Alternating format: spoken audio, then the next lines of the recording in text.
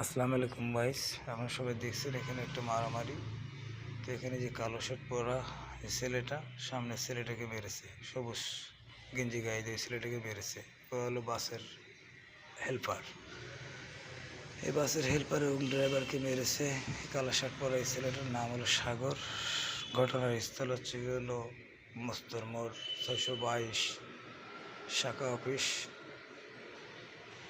এই শাখা অফিসের একজন সদস্য সাগর, সেও একসময় ড্রাইভার ছিল, রানিং একসময় ড্রাইভার ছিল, গাড়ি চালাতো শুনেছি।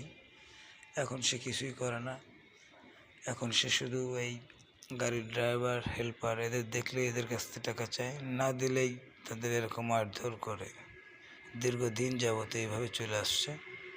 তো ভাই, আপনারা বিষয়টা জাস্টিফাই করবেন, দেখবেন এবং সুষ্ঠু বিচারের জন্য আপনাদের কাছে দায়িত্ব ছেড়ে দিলাম।